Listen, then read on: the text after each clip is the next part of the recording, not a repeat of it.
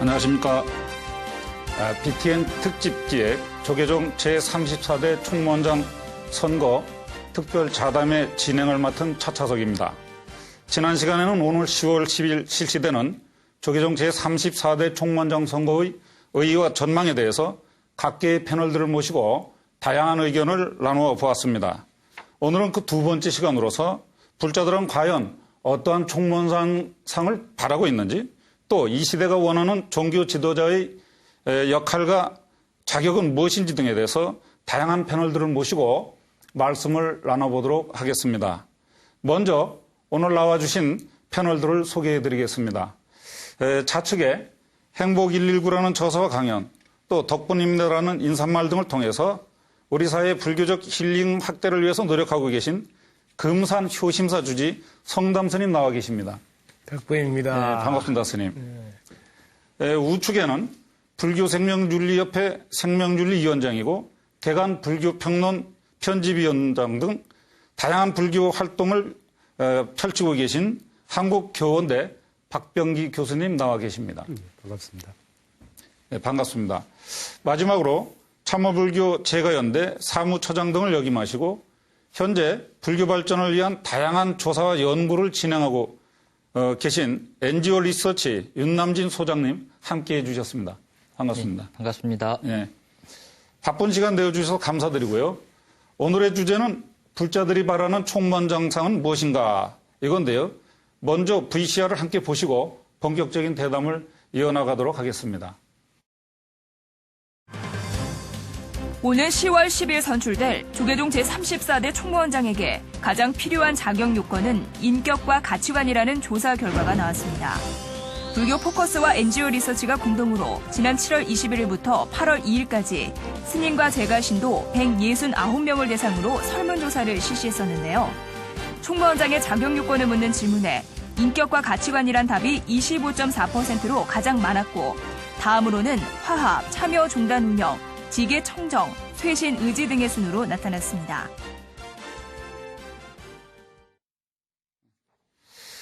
예, 잘 봤습니다. 한국불교 장다종단이 조계종의 수장으로서 갖춰야 할 가장 중요한 자격 요건은 사부제등들이 인격과 가치관이라고 대답을 했는데요. 물론 세속적인 대통령 선거처럼 광범위한 설문조사 결과는 아니겠지만 시대가 원하는 종교 지도자상에 대한 한 단면은 될 것이라고 보고 있습니다. 먼저 이번 설문을 실시하신 윤남진 소장님에게 설문조사 진행 과정과 출제가 연령별로 각각 다르게 나타난 세부 조사 결과에 대해서 한 말씀 들어보도록 하겠습니다. 예. 먼저 그 종교계의 특성도 그렇고 특히 불교계는 이제 불교의 지도자분들이 정보가 이렇게 자연스럽게 공개되지 못하고 있는 현실입니다. 그래서 특히 이제 오피니언 리더 조사를 할 때는 조사 대상자를 선정하는데 굉장히 큰 어려움이 있습니다. 그래서 이번에는 스님들의 경우에는 지난 33대 선거인단 321명 스님들을 기준으로 해서 대개 본사 국장 스님급 이상 되는 분들입니다. 그래서 그런 이상급인 스님들로 해서 330명 정도를 대상으로 진행을 했고요. 제가 불자는 각 단체에 의뢰를 해서 단체의 중간 리더 이상이 되는 분들의 이메일과 휴대폰을 이제 저희가 협조를 받아서 그분들을 대상으로 1,500명 정도를 대상으로 조사를 했습니다. 그래서 이제 스님들께서는 그 조사에 일일이 설문을 전화를 해서 응해 주십사 부탁을 드렸고, 그 중에서 100분 정도가 응하겠다고 확답을 해주셨고, 그 중에서 50분 정도가 이제 참여를 한 그런 결과가 나왔습니다. 전체 제가자까지 합치면은 한 170명 정도가 응답을 해왔는데요. 대체로 어떤 조사 결과 분석을 해보면은 어떤 편향이 일어나지는 않았고요.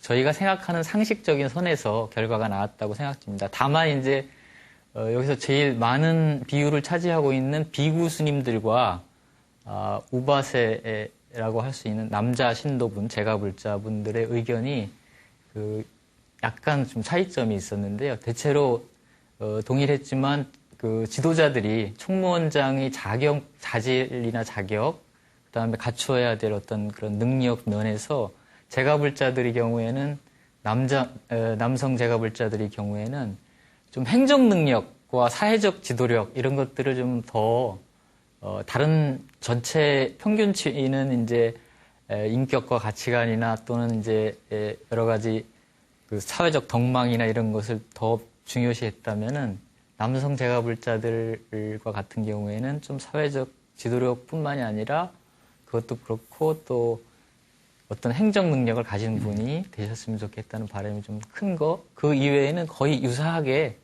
저희가 상식적으로 그렇겠구나 생각하는 정도의 결과가 나왔다고 보여집니다. 이 불교계가 좀 보수적인데 그런 면에서는 내면의 속내를 좀 감추고 있는 건 아닐까요? 그런 점은 어떻게 생각하십니까? 다만 이제 이번에 응답 과정에서 많은 분들이 이제 현재 선거가 그 당시에는 더 많이 이제 논란이 있었고 그런 과정이 있었기 때문에 사실은 응답을 제 위치에서는 응답할 수가 없습니다 하시는 분들이 더 많았습니다. 그분들이 한 150분 정도 되셨거든요. 그러니까 거의 뭐 그 당시에는 의견을 피력하실 수 없는 위치에 있다고 생각하는 분들이 많았기 때문에 그런 점이 또 응답 수치로 반영돼서 생각돼야 될 것 같습니다. 예, 자세한 답변 감사드립니다. 성담스님, 흔히 조계종 총무원장을 한국 불교계의 대통령이다, 뭐 이렇게들 하거든요. 그런 점을 감안을 하고 또 이 국민들은 대통령을 우리가 뽑을 때 무엇보다도 도덕성 뭐 요구를 하고 여기에 더해서 이제 경제 해결 능력이나 국가 안보에 대한 어떤 컨트롤 능력 이런 것도 꼼꼼하게 살피고 있는데요. 종교 지도자의 자격 요건은 아무래도 이제 세속하고는 많이 다르겠죠. 그렇지만 이 조사 결과가 인격과 가치관을 굉장히 중시하는 걸로 이렇게 나타났는데 스님 보시기에는 어떻습니까? 그러니까 제대로 보고 판단하시고 계신다. 역시 안목이 바르게 갖춰져 있구나. 가치관은 우리가 모든 판단을 결정할 때 그게 자기한테는 기준이 되거든요. 네. 이 가치관이 잘못돼 있으면 앞으로 그분이 하는 모든 판단은 일반적인 생각과 다를 수 있다는 거죠. 그래서 가치관이 제일 중요하고 또 그 가치관은 자신의 인격과 바로 직결되거든. 그래서 제일 먼저 가치관 정립이 달날에서 지구를 보면 지구가 한 덩어리라 일단 불교적 관점에서도 깨달음은 둘이 아니다는 걸 깨닫는 거니까 제일 먼저 둘이 아니구나 한 몸이구나 하는 가치관을 딱 가진 분이라면 뭐 두말할 것 없이 이렇게 집행하는 과정에도 상식이 통하겠죠. 모두가 바라는 대로 이루어지고. 이 인격도 그 성품의 영향에서 나오는데 가치관이 정립이 잘 돼 있으면 그 품에 따라서 격이 달라져요. 그 격이 달라지면 질도 달라지거든. 그래서 가치관이 제일 중요하니까 아마 제대로 보고 답을 한 것 같네요. 네. 그 스님 뭐 말씀을 들으니까 그렇게 본다면 좀 불교적인 수행이 원만하게 익은 분이 필요하다 뭐 이렇게 이해로 되겠습니까? 그래야 올바른 판단도 하고 네. 또 본을 보여줄 거니까 잘 따르고 네. 그럼 또 자연스럽게 사회적 영향력도 커지게 되겠죠. 네. 그럼 올바로 갈 수 있고 다 좋아하겠죠. 네, 감사합니다. 잘 들었습니다. 분명히 국민들이 바라는 세속적인 지도자의 자격 요건과 조계종 총무원장, 한국불교 지도자에게 거는 사부 대중들의 바람은 다를 거라고 생각을 합니다. 그렇지만 조계종 총무원장이 종단 행정의 수반이라는 점에서 불교적인 정책 수립과 발전을 위해서 실질적인 역할을 해야 하는 것도 사실입니다. 그런 점에서 박병기 교수님은 개인적으로 조계종 총무원장의 자격을 어디에 두는 것이 필요하다고 생각을 하시는지요? 저도 그 일반적인 조사 결과가 상식적이다라는 판단을 하는 것이 제 생각하고 크게 다르지 않아서 좀 역시 그 상식이라고 하는 것은 누구나 다 공유하고 있는 것이구나라는 것을 확인했습니다. 특히 제가 주목했던 것은 그 인격과 가치관이 하고 또 지계청정이라는 다른 항목이 있는데 네. 그 두 개를 합하면 거의 한 45% 이렇게 가까이 돼서 기본적으로 총무원장 스님이 종교 지도자로서의 어떤 위상을 갖고 있으려면 그런 그 도덕이나 인격 또 직의 청정, 아까 스님 말씀하신 수행의 이력 같은 것이 확립된 그런 분이 우선적인 그 조건이다라고 하는 것에 대해서 저도 전적으로 동의하고요. 다만 이제 지금 사회자님 말씀처럼 조계종 총무원장이라고 하는 그 자리는 그 종정 스님이 또 따로 계시고 이 종정 스님이 갖는 종교적 상징성을 전제로 하면 총무원장 스님은 일정하게 행정 능력으로 뭐 일반적으로 얘기할 수 있을지 모르지만 그런 어떤 종교 행정 능력 또는 뭐 그걸 이끌어갈 수 있는 능력도 일정하기는 필요하다라고 하는 그런 전제를 갖고 있습니다. 그러니까 우선적인 것은 그 기본적인 도덕성 또 직의 청정 그런 것이 전제돼야 되겠지만 그것과 함께 전반적인 그 조계종의 행정을 이끌어가는 수반으로서의 또 능력도 함께 갖추고 계셔야 되는 것이 아닌가 그렇게 생각을 해봅니다. 예, 감사합니다. 이게 이제 종교 집단이라는 특수성 때문에 그런데 종교인이기 때문에 당연히 엄격한 도덕성이 전제돼야 되는 건 사실인 것 같아요. 거기에 더해서 이제 사회 흐름을 좀 통찰하고 거기에 따라서 종무행정을 원활하게 진행하고 또 거기에 수반한 다양한 뭐 종단 발전 계획을 세우고 이러는 것은 반드시 필요한 것이 아닌가 이렇게 생각을 합니다. 말씀 잘 들었고요. 불교 포커스와 NGO 리서치의 이번 조사에선 이 밖에도 다양한 설문들이 이루어졌는데요. 그중에 한 가지가 1994년 종단개혁 이후 그 역할을 가장 잘 수행한 총무원장은 누구인가 하는 질문이 있었던 것 같습니다. 답변은 뭐 좀 죄송스럽습니다만 지강스님, 법장스님, 월주스님의 순서로 나타났습니다. 성담스님, 이런 순위는 그 앞서서 사부대중들이 총무원장 스님의 자격으로 인격과 가치관을 꼽은 이유와 일맥상통할 것 같습니다. 이 점에 대해서는 좀 더 구체적으로 실례를 들어서 한 말씀 해주시죠. 총무원장 재직 시에 어떤 일을 했는가 이런 기억은 일반 아마 여론조사에 참여한 분들이 잘 안 남아 있을 거예요. 그렇지만 그분이 일생 동안 살아오신 모습이 아마 각인돼 있어서 그분들에 대한 평가에 반영이 됐지 않을까.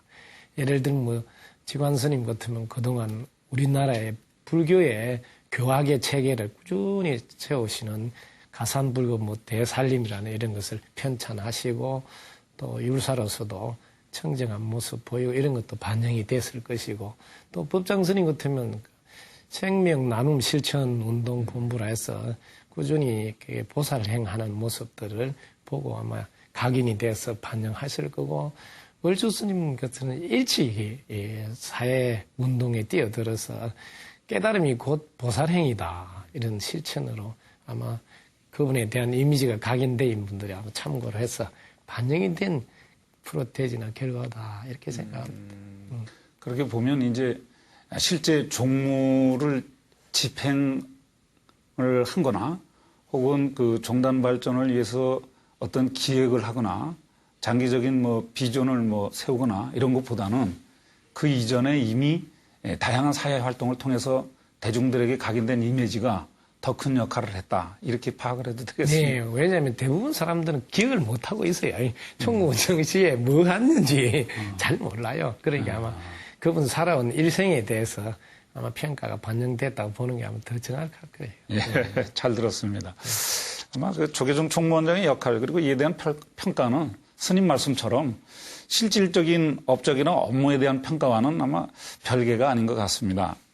박병기 교수님은 이 같은 역대 총무원장 순위조사에 대해서 어떻게 생각을 하십니까? 이게 좀 죄송스러운 예, 질문인 것 그렇죠. 같기는 합니다만. 예. 네, 그 총무원장 맡으셨던 큰 스님들을 그런 방식으로 순위를 매기고 그러는 것은 그분들께 죄송스러운 일이지만 또 그렇게 수치화해서 순위를 낼 수 있는 것은 아니다라는 생각이 들기는 하지만 그럼에도 그 역대 총무원장 스님 중에서 어떤 분이 그래도 그 존경받고 또 나름대로 이렇게 많은 사람들의 머릿속에 각인되어 있는가를 한번 확인함으로써 다음 총무원장 스님이 어떤 분이 됐으면 좋겠다라는 그런 그 암시나 힌트를 얻을 수 있다는 점에서 저는 의미가 있다고 생각합니다. 그런데 그렇게 본다면 그 세 분 다 사실은 이미 총무장 맡기 이전부터 수행이나 아니면 대사회적 활동이나 아니면 우리 조계종단 안에서의 어떤 위상이나 이런 것들이 충분히 확보되어 계셨던 분들이고, 이제 새로운 총무원장 스님도 그런 점에서 본다면 일정하게 그 이전에 총무원장이 되시기 이전에 이미 일정하게 그런 위상을 좀 확보하고 계신 분이 좋지 않겠느냐라는 그런 일정한 어떤 암시나 이런 것을 이끌어내는 데는 부족함이 없지 않겠는가 그렇게 생각을 해봅니다. 예, 말씀 잘 들었습니다. 윤남진 소장님은 1994년도 종단개혁 당시에 실천불교 승가의 간사로 활동하셨는데요. 그런 점에서는 현재의 종단이 탄생하는 과정을 누구보다도 잘 알고 계실 거라고 생각을 합니다. 이번 그 조사 결과를 보면 역대 총무원장 스님들의 그 업적 평가에서 지간 스님이 1위로 선정이 되셨는데요. 그 지간 큰 스님께서 특별히 업적 평가에서 2위로 뽑힌 이유가 별도로 있다고 생각을 하십니까?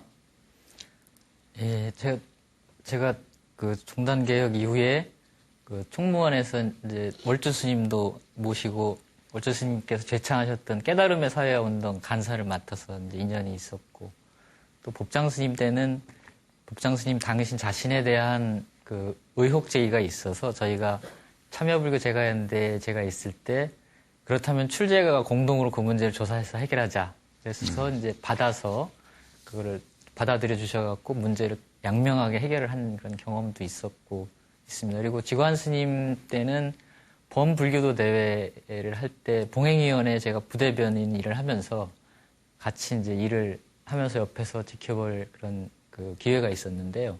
다른 총무원장 스님들보다는 사회적인 부분에서 어떤 그 사회적 실천이나 이런 부분에서는 지관 큰 스님께서는 좀 그 이전에 그런 부분은 좀 덜 하셨던 분이었는데, 그때 마침 그 종교 편향 문제가 크게 대두돼서 그 문제를 풀어나가는 게 굉장히 곤란했습니다. 근데 그때 총무원장 스님의 위치에서 단호하게 이번에는 어떤 국가공무원법을 개정하지 않으면 안 되겠다. 이거 자꾸 뒤끝을 남겨두면 되지 않겠다. 이런 결심을 하시고 거기에 이제 전체 불교계 종단과 출제가들의 어떤 단결된 그런 것을 이끈 리더십이 저는 작용했다고 봅니다. 그런 어떤 어른으로서 대외적으로 국가나 권력에 휘둘리지 않고 우리 내부의 문제를 분명히 좀 처리를 하자, 이런 결심을 해주신 데 대해서 다른 스님들보다 더 평가를 받는 부분이 있지 않나 하는 생각을 저는 개인적인 경험으로 그렇게 생각합니다. 네, 감사합니다. 그런데 이게 94년도 이제 종단개혁 얘기가 나왔는데 잠깐만, 이게 굉장히 중요한 게 지금 종교학자들이 이제 조사한 결과에 의하면 조계종이 말하자면 현대 시민사회로 완벽하게 적응해 가는데 가장 그 기점이 되는 게 1994년도 종단개혁이라고 보고 있어요.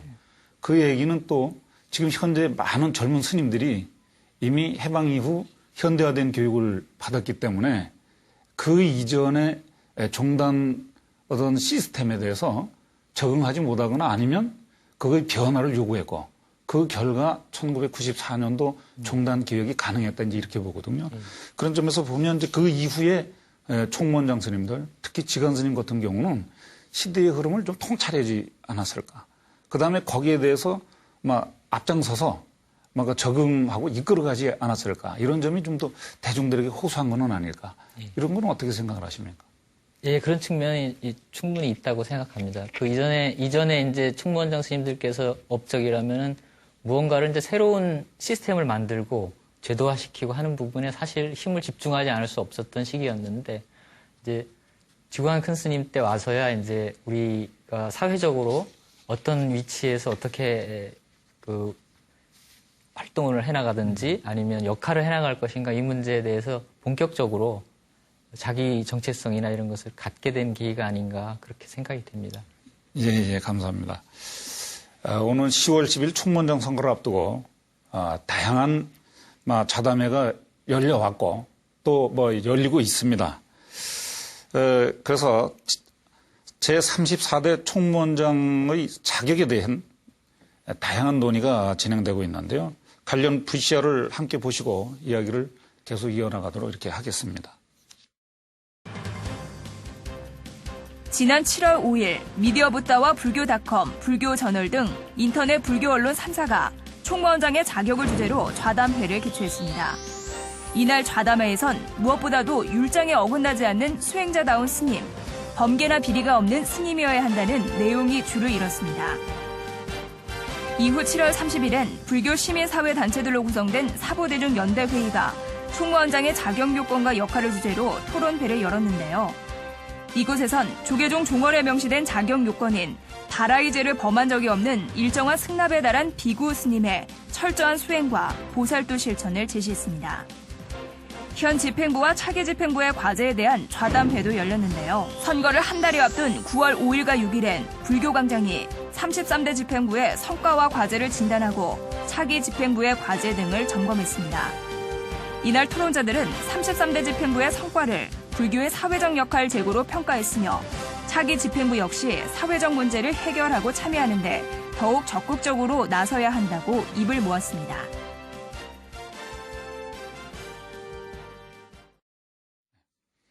네, 잘 봤습니다. 박병기 교수님은 사부대중연대회가 주최한 총무원장의 자격 요건과 역할이라는 재하의 토론회에 직접 참여하셨는데요. 34대 총무원장의 자격과 역할, 어디에 비중을 두어야 된다고 생각을 하시는지요? 예, 그 토론회 때 저는 발제자는 아니고 토론자로 참여했습니다. 그렇습니다. 제가 이게 정보 틀렸었네요. 예, 그런데 뭐 함께 같이 얘기하는 자리에서 발제자와 토론자 역할이 크게 구분되지는 않았습니다. 근데 거기서도 지금 아까 그 앞에서 봤던 여론조사하고 크게 다르지 않은 조건들이 제시됐습니다. 그러니까 우선 기본적으로 직계청정이라고 하는 것이 전제돼서 그걸 바탕으로 해서 어떤 그 시대를 이끌어갈 수 있는 통찰 능력을 갖고 계신 분, 그리고 통찰 능력에 그치는 것이 아니라 그것이 자비 실천으로 이어질 수 있는 그런 역량까지 갖추신 분이 되셨으면 좋겠다. 이제 그런 것이 일반적인 그 의견으로 모아졌고, 제가 그때 특별히 더 강조했고 다른 분들도 많이 공감해 주셨던 것은 우리 불교가 그 사부대중이 주체가 되는 그 대승불교임이 이미 종헌종법에 명시되어 있습니다. 그런데 이제 과연 그 사부대중의 그 네 바퀴가 과연 제대로 다 작동하고 있느냐. 그러니까 그 네 바퀴가 제대로 다 작동할 수 있도록 비구 스님들 이외에 비구니 스님, 또 우바세, 우바이라고 하는 다른 축들도 좀 더 적극적인 역할을 할 수 있도록 하는 방향으로 총무원장 선거 과정도 이끌어져야 되고, 또 그 사부대중의 모두의 지지를 받는 분이 총무원장 스님이 되시고 나서도 훨씬 더 힘있게 당신이 생각하신 것을 이렇게 밀고 나가시는데 훨씬 도움이 되지 않겠느냐. 그런 부분을 저도 강조했었고, 거기 계신 분들이 많이 공감을 해주셨습니다. 제 생각의 핵심은 우리 불교가 사부대중 공동체를 전제로 한 불교라는 걸 다시 한번 확인하면서 그걸 좀 더 바로 세울 수 있는 그런 좋은 계기가 됐으면 좋겠다라고 하는 것입니다. 예. 지난번에 그 불교저널에 기고하신 원고를 통해서도 우리 박 교수님의 참 불교에 대한 절절한 그 애종심을 느낄 수가 있습니다. 직계청정은 사실은 이미 그 출가자들에게는 기본 전제가 돼 있는 것 같아요. 그래서 대지도론 같은데 봐보면 출가자는 계율을 지키는 건 당연한 거니까 얘기하지 말아라. 다만 이제 거기에 지혜를 개발하고 자비를 실천하는 것은 새의 두 날개와 같아서 반드시 병행되어야 된다. 이런 얘기를 하고 있거든요. 막 그런 거는 지금 그 박 교수님 지적처럼 우리들이 좀 많이 좀 생각을 해야 되지 않을까 이렇게 생각을 합니다. 네, 말씀 잘 들었고요. 조계종 총무원장의 자격과 역할을 바꿔서 말하면 바람직한 종교 지도자의 모습은 무엇일까라는 질문과 상통한다고 생각을 합니다. 성담선생님, 출가자로서 이 시대의 바람직한 종교 지도자의 모습은 무엇이라고 생각하십니까? 참 어려운데요. 네. 이 시대를 우리가 잘 보자고 저는 이야기해주고 싶네요. 왜냐하면 이 시대의 바람직한 종교 지도자라 하면 이 시대를 정확히 보시면 그 뒤에 거는 저절로 해결되지 않을까. 이 시대는 요즘식으로 쉽게 설명하면 www. 시대에 우리가 산다. 그래서 제일 먼저 W는 월드라 기본적인 가치관이 전체가 한 몸이구나 하고 모든 생각을 전체에다 먼저 딱 두고 그다음에 그러려면 두 번째 W가 와이드. 이미 종교를 넘어서 있어야 되는 지도자다. 어떤 종교에 치우쳐 있다면 와이드, 활짝 열린 분이 아니라 전체가 한 몸에 들어오지 않는다. 그래서 이제는 종교도 넘어서 있는 지도자를 요구한다. 그 다음에 마지막으로 웹은 불교 용어도 똑같이 금이집이 인연으로 다 이렇게 서로 맞물려 있다는 연결이니까 그게 인연을 소중히 하는 분. 그 다음에 마지막에 이게 점은 저는 이게 점이 현재가 미래와 연결되는 점이라는 것을 늘 잊지 않고 지금 여기서 자신들이 맡아서 해야 될 일들을 정확히 해주는 것, 이게 시대에 맞는 바람직한 지도자상이다. 이제 그런 생각합니다. 아이고, 스님 너무 대답이 명쾌하시고 멋있습니다. 우리가 좀 가슴에 팍팍 새겨야 되지 않을까 이런 생각을 합니다. 너무 좋은 말씀 감사하고요. 윤남진 소장님, 불교계에서 다양한 NGO 활동을 하셨는데요. 이 시대의 조계종 총무원장의 역할은 어디에 있다고 생각하십니까? 저는 좀 각도를 달리해서 제가 늘 탐구하고 있는 영역이 좀 정책적이고 좀 실무적인 부분이기 때문에 그 부분으로 말씀을 드리자면 현재 종단이 저는 그동안에 이제 여러 그 역대 총무원장 스님들께서 과정을 잘 그래도 관리해 주셨다고 판단이 됩니다. 그러나 지금부터는 이제 어떤 일반 사회적으로 얘기하면 비전, 우리 비전이나 사명, 그리고 우리식으로 얘기하면 원력 이런 것들이 좀 드러나고 그런 것을 향해서 집중되는 그런 시점이 아닌가. 안 그러면은 지금 현재 총무원 이 종단 개혁 이후에 예산 추이를 보면은 정체 상태에 있거든요. 그래서 한 3, 4년 정도, 2년 이상 정체가 되면 회사 같은 경우에는 매출 정체가 되면은 대부분 그 사업을 접는다고 하는 그런 규칙이 있는데요. 우리 같은 경우에는 그런 정체가 지금 3, 4년 계속되고 있고 그렇다면은 새로운 어떤 비전이나 이런 것이 없으면은 이 상태에서 새로운 꿈을 꿀 수가 없다. 그런 비전을 가진 분이 되었으면 좋겠고 또 하나는 아까 박 교수님께서 말씀하셨듯이 그런 비전을 이루어가고 꿈을 이루어가기 위해서는 제가불자들의 참여와 도움이 절실하다. 그리고 그것 이외에 달리 이 수많은 1천만이라고 하는 이 큰 개미 군단이 움직이지 않으면은 이런 비전과 원력을 세우고 달성해 가기가 어렵다 하는 점을 좀 깊이 생각하시는 분이 되셨으면 어떻겠나 하는 게 현재 종단 운영의 그 측면에서 볼 때는 매우 필요하다고 생각합니다. 네, 감사합니다. 이게 이제 어떻게 보면 다종교 한국 현실 속에서 우리가 이제 종교학적으로는 종교 지형이 다양화됐다 이렇게 이제 표현을 합니다. 그런 점에서 아까 성담스님 지적처럼 불교 지도자지만 불교라는 종교를 넘어서 또 한국이라는 사회의 특정 종교 지도자지만 전 세계를 바라보면서 뭔가 그 한국 불교 종교 지도자들의 이제 모습이 설정이 돼야 된다고 생각을 합니다. 문제는 현재 이제 선거인단에 이어서 간접 선거로 총무원장을 선출하고 있는데 종교 지도자를 어떻게 여법하게 선출할 것인가 하는 것은 비단 이제 승가만의 문제는 아닌 것 같습니다. 아까 그 박병기 교수님 지적처럼 사부 공동체가 승가인데 승가가 사실은 이부 공동체에 너무 치우쳐 있기 때문에 결국은 이부 공동체는 소외되어 있다.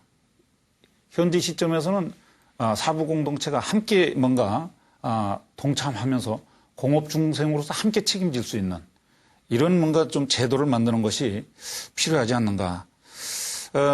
내년이면 이제 종단개혁 20주년을 맞이하게 됩니다.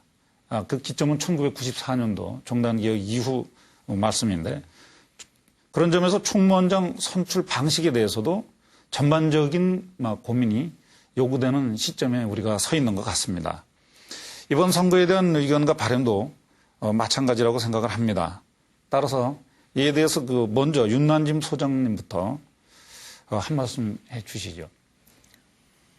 저희 조계종의 선거제도가 94년도라는 어떤 특수한 상황에서 그 이전에 독점적인 그런 권력 행사를 좀 막아보자 하는 취지가 강한 그런 제도 선택이었다고 봅니다. 그러니까 그 적극적인 선택이라기보다는 소극적인 선택, 부정적인 요소를 좀 어떻게 하면 막아볼까 하는 선택이 컸다고 보거든요. 그렇기 때문에 그 의사결정에 참여하는 이해 당사자들이 굉장히 적은 수라는 그런 한계를 지속적으로 가지고 있습니다. 그렇기 때문에 적은 수의 이해 당사자이신 분들이 이합 집산에 따라서 여러 가지로 이제 종단의 여러 가지 질서나 이런 게 예측 불가능한 상황이 되기도 하고 이런 점이 있습니다. 그래서 저는 이번 새롭게 34대 총무원장이 되시는 분들과 34대 집행부에서는 이런 이해 당사자를 좀 확대하는, 이해관계자를 확대하는, 그래서 거기에는 이제 예비적으로 재가불자들도 하원 개념이든 어떤 개념이든지 좀 참여할 수 있는 출로를 열고 처음에 의사결정권을 처음부터 이렇게 행사하기 어렵다면은 어떤 조사에 대한 의견 자료 제출권이라든지 그다음에 자료를 요구할 수 있는 권리 이런 것들이라도 부여해주면은 이를테면 공개되고 투명하게 되고 운영에 참여할 기초를 가져야지 그 운영 참여가 바르게 이루어지지 않습니까? 근데 지금 종단은 어떤 게 공개되는 것이 굉장히 제약이 많습니다. 그래서 그런 공개의 과정에 재가불자들이나 소외된 이런 그 분들이 좀 참여하게 되는 그런 과정을 반드시 좀 거쳐서 다음번에는 그런 그 의사결정에 참여할 수 있는 자치 능력이 생겨야 되는 거거든요. 저는 그렇게 생각합니다. 그래서 그런 자치 능력을 우리가 다 한 수준 향상시킨다면은 종단도 좀 예측 가능한 종단 운영 이런 게 좀 가능하지 않겠나 저는 그렇게 생각합니다. 네, 감사합니다. 이 NGO 활동을 많이 하셔가지고 또 전공하고 결부시켜서 좋은 말씀 많이 해주셨습니다. 마찬가지로 우리 박병기 교수님 이번 총무원장 선거에 대해서 여러 가지 의견과 바람이 있을 거라고 생각을 합니다. 윤리학을 전공하셨으니까 그런 시각하고 또 불자로서 다양한 시각을 곁들여서 한 말씀 부탁드리겠습니다. 예. 저도 94년 종단 개혁이라고 하는 그 종단 개혁 자체가 갖는 의미에 대해서는 저는 충분히 높이 평가해야 된다라고 생각합니다. 특히 그 시대가 우리 사회 전반으로 봐도 민주화가 거의 이제 상당한 정도 진척이 되고 나름대로 방점을 찍을 때였고 그런 사회적 요구가 불교계 안에도 상당한 영향을 미치기도 했고 또 그걸 불교계에서 나름대로 적극적으로 수용을 해서 개혁을 해서 현재와 같은 선거제도, 각 단위의 선거제도가 확립됨으로써 최소한 외형적으로는 민주적인 어떤 절차가 종단 안에도 도입되는 그런 결정적인 계기를 마련했다라고 생각합니다. 근데 이제 그 지점에서 우리가 상당 부분 그것이 갖는 효용성이나 아니면 유효성에 대해서 공감하면서도 일정 한 20년 가까이 지나보다 보니까 그런 것들이 정말로 최선의 선택이었는가 그리고 지금 이 시점에서 정말 유효한 것인가를 한 번쯤은 충분히 되돌아볼 정도의 시간을 축적했다고 생각하거든요. 그러니까 우선 종교 지도자를 선거로 뽑는 행위 자체에 대해서도 한 번쯤 생각할 필요가 있고 교황식 선출 방식이라는 것도 있는데 물론 이제 그 교황식 선출 방식은 그 카톨릭으로 상징되는 그리스도교는 하나님이라고 하는 절대자를 전제로 하기 때문에 그것과 우리 불교를 수평적으로 놓고 비교하는 것은 좀 곤란한 지점이 있다고 생각되지만 어찌됐거나 그런 총괄적인 어떤 그 반성적인 성찰을 위해서 저는 윤남진 소장님이 아주 현실적인 대안을 제시해 주셨다는 생각을 하는데 우선은 사부대중 공동체 상당수가 내가 참여해서 뽑은 지금 우리가 그 여론조사에서 보는 것처럼 우리가 바라는 지도자가 우리의 누구나 봐도 될 만한 분이 됐다라고 생각하면 되거든요. 그런데 지금 같은 시스템은 될 만한 분이 어떻게 안 되시고 그렇게까지 적임자가 아닌 분이 될 수도 있겠다.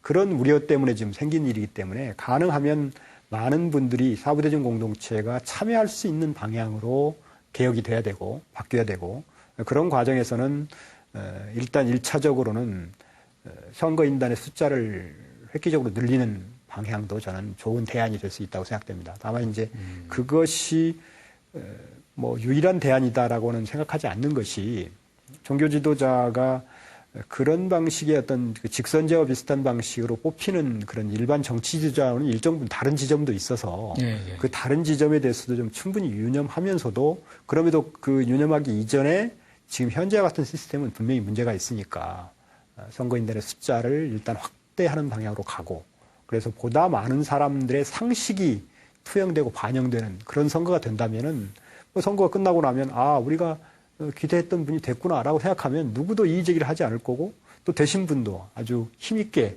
본인의 생각을 이렇게 펼쳐가실 수 있는 그런 기반을 마련하는 것이 되지 않나 하는 생각이 들어서 저는 그렇게 좀 단계적으로 한편으로는 장기적으로 좀 성찰을 해보고 또 한편으로는 단기적으로 이렇게 계획적으로 단계적인 어떤 대안을 찾는 노력도 해야 되는 그런 시점이 아닌가라고 생각하고 있습니다. 예, 고맙습니다. 이게 뭐 이런 토론회를 통해서 자꾸 의견을 개진하다 보면 또 종단 지도자들 되시는 분들이 의견을 뭐 수렴하지 않을까 이렇게 생각을 합니다. 핵심은 역시 그죠.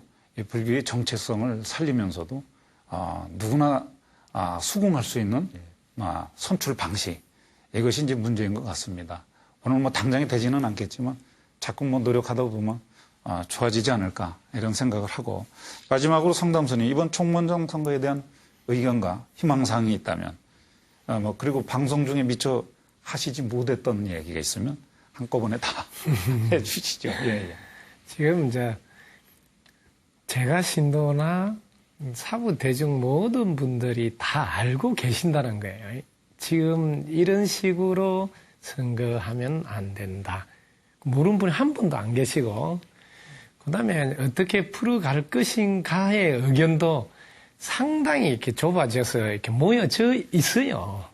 그게 이제 핵심 골자는 뭐냐면 부처님의 가르침대로 하면 된다는 거예요. 그럼 부처님 가르침이 뭐냐면 사부대중 공동체라는 거예요.